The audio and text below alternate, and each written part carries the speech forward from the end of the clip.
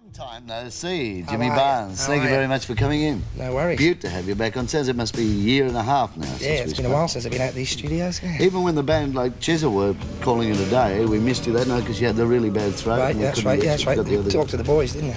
You didn't take long to get back on the road, did you? You're sort of, are you a workaholic or what's the story? Nah, I just like working live actually. Right. Everybody said, take it easy. You're gonna have to follow up Cold Chisel. It's gonna be difficult. But yeah. That's a doddle. I just basically I just wanted to get out and work. That's the way I enjoy myself. It's the way I learn how to sing better. So I thought I'd better get out there and just keep learning now. With working live continuously, is there a great change in your lifestyle now that Chisel have gone? Is there a loss there somewhere? Do you feel different? No, not really. That's fine. I've kept myself busy. I miss the lads, every now and again, miss Mossy's solos and stuff, but the new band's fantastic, so I couldn't be happier, really. They've been mates of yours for a long time? Yeah, just run through who's in it. Unbelievable. Bruce Howe was a bass player in Mickey Finn, and he was also in Fraternity, and I used to sing with Fraternity for about way back 6 months, yeah. So I knew Bruce, and he was like my favourite bass player in the world, Right. Malcolm Eastick, who was another Adelaide guy. He's from Stars, and I worked with him on the Andy Durant Memorial Concert thing, Right. And plus, I've been writing with Mal anyway before Chisel broke up. He's got a Porter studio thing at home. Right. Chris Stockley from the Dingoes, who, the Cold Chisel were all Dingoes fans, Right. So, Robert peering over my shoulder there. And who else? Ray, of course. Ray. Well, he worked with you done the too on the 20th last Century album, didn't he? And he's done quite a few tours with Cold Chisel anyway. Great swan song, the album, and like Flame Trees being the last single. Yeah. What a way to go out. They've both just done so tremendously well. Well, that's great. I was just pleased that the album took off. I was a bit worried in case people would sort of resent it because, it's not Cold Chisel. But it's it's nice and tough, It's gone like a rocket. Now, with this band, you've written most of the songs on one side and then co-write and so on.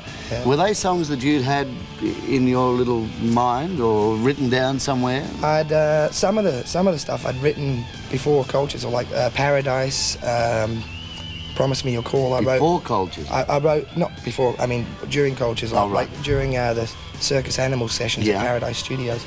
But they just weren't, they were over-arranged and badly arranged and stuff like that, so they didn't quite get on the Cold Chisel albums. Right. But as it ended up, I'm glad, so I had a bit of a backlog of material. Sure. I had a lot to choose from the album. It was great. Congratulations on the album, by the way. We're #1 in Adelaide this week, first week. The hometown. I think 2 Sydney, 3 Melbourne, top 5 nationally. Yeah. It's a great swan song with Chisel and a great way to start. Yeah, I'm really pleased. Fantastic. What about the Stevie Ray Vaughan tour that's been rumoured and everything? Is that coming? Yeah, it's going to be the Barnstorming tour, but unfortunately Stevie Ray Vaughan is already committed to do a tour. I think his old manager is a friend of Paul Dainty's, and I think they're going to do a tour with Stevie anyway in October sometime. All right. So that's great. So we'll see him anyway.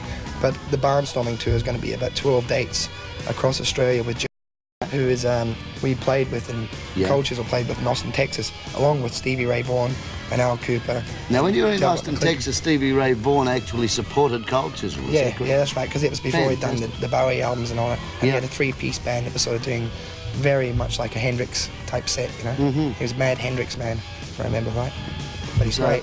So it won't be you and he, it'll be Joe Ely. Joe Ely, who is also happened to be one of the best. Joe Ely was a headliner on this show that we did, and he was like, Cold Chisel were just blown out, all of us. We didn't expect it. He was one of the best live acts we've seen. So it'll keep us on our toes anyway. Sure will. No second prize. Whose idea of the clip? The clip I got Edgley Gazelle, who's a clip-making company. They grabbed Chris Fraser, who's a director who's done quite a lot of Coca-Cola ads and things like that. So he came up with the idea. I said I wanted to do it in barrel mainly because I was lazy. Didn't want to leave. So he came up with the concept of the horse, and he wanted to get a black horse, but I thought I better use my own. You sit on all right, don't you? I had to be my own horse, otherwise I'd been on my back. How dangerous was that?